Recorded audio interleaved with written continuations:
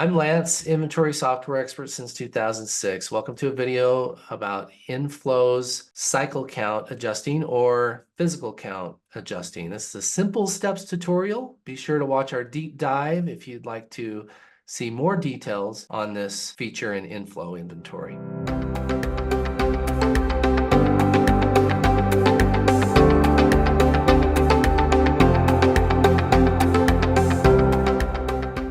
Okay, so up here on the left-hand side, we have this box with stock counts, or over here in the middle, under this area, we've got stock counts. You can access the stock count screen in either way. And so the workflow here is you start out by creating a new count. So InFlow keeps a record of all the counts, an audit trail, which is super awesome. Select the warehouse that you're going to count and click create, and then select the products or otherwise count all products. So I think we want to add products that we're going to count, and we can also count an entire category. We come here, we can add products by category.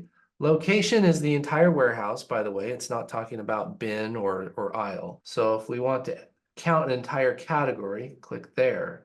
And I'll put in a little plug. Create your categories to include what's most popular, semi-popular, and least popular. This will help you with your cycle counting endeavors. We want to keep a closer eye on the most popular products, okay? So we can select a product category here. In this example, we didn't do that, but we didn't do the popularity categorizing, but just as an example, you can add a whole category of products. So then once you add the products, prepare the count, fix the error messages. Okay, there we go. Prepare the count. And if you have multiple counters, select how many count sheets you want to have. If you just have one counter, I think there's a very small need to even print out these, in my personal opinion. But a count sheet is nice. You can pass out the count sheets so your counters can go out and count. And just to show you what a count sheet might look like, we'll give you this visual here. And then the counters will return with their count sheets. Once they come back with their count sheets, we enter in what they counted. So this screen, I think, is super easy to use. That's nice. Kind of like a spreadsheet format. We don't have to change screens to go from one area to another. And this is an area where most mistakes happen, getting the unit of measure wrong. So it's really nice that we can double check the unit of measure and see which unit of measure they counted it in right there. So that's great. We type in and type. And we're done with our adjustments. We can double check and see, okay, we made some good corrections. Then complete and adjust.